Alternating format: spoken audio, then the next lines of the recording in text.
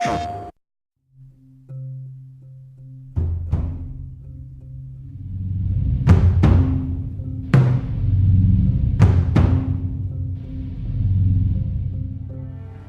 really want to make sure that there's that contrast between the negative space and then the high tension spikes. You need the exploration, you need the scavenging, you need something to say like, okay, I'm setting a certain tone and a patina here so that then we can contrast that with some stark changes. We need the intensity to strike a different chord.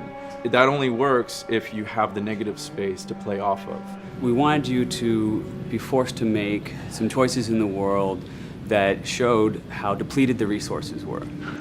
You know the drill. Look around, see if there's anything we can use.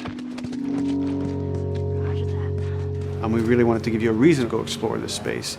It's like, well, you need to look for supplies that will help you survive another day in this world. Throughout the world, the player finds all sorts of different pieces of items, such as rags, alcohol, bits of broken blades, bindings, and you can combine these together in different ways in order to create items that are useful for surviving in this world.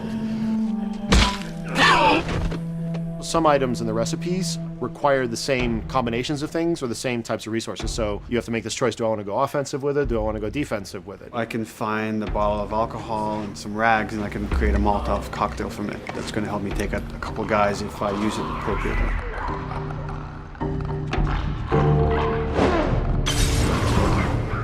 Or I could use those same ingredients and craft a medkit. And that lets me kind of choose, do I want to play it more defensively and kind of have items that help me heal myself, or much more aggressively, I want to have items that help me kill and destroy in order to then progress and get out of this area.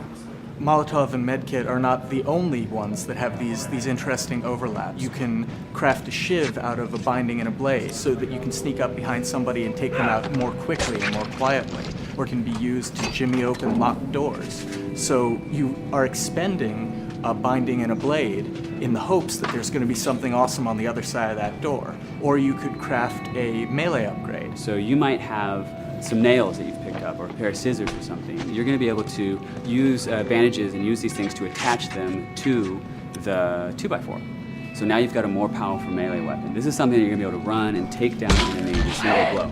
Alternatively, you can use those same type of nails to make a bomb. This is something you can place in the world, and they're going to be able to trigger it.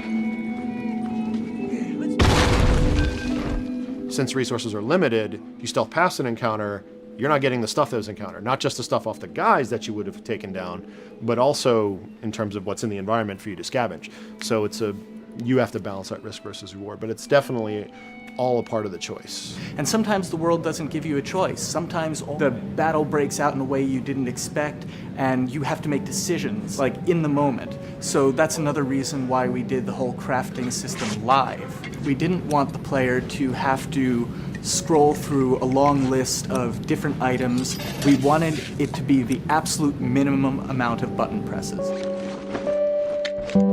The thing that I hate about any game's UI is when it pulls you out of the game for too long. So that was a challenge to reduce it all to like that half of a screen, and you want to see Joel, you want to see like what's going on around him, and be aware of what's happening so you don't have an infected run up on you and start beating on you when you're crafting shivs and stuff. So we needed to make it streamlined and fast enough that you felt like you could take just that moment and be able to craft that thing that's going to mean your survival in the next 30 seconds or your failure to survive.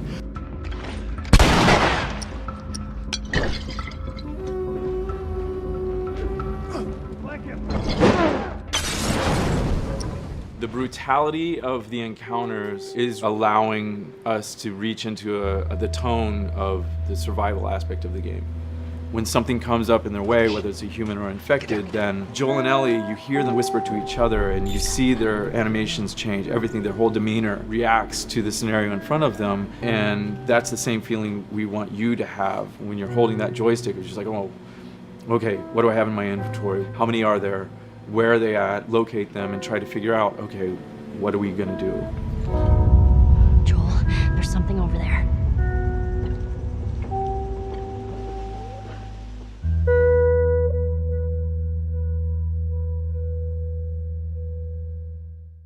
PlayStation.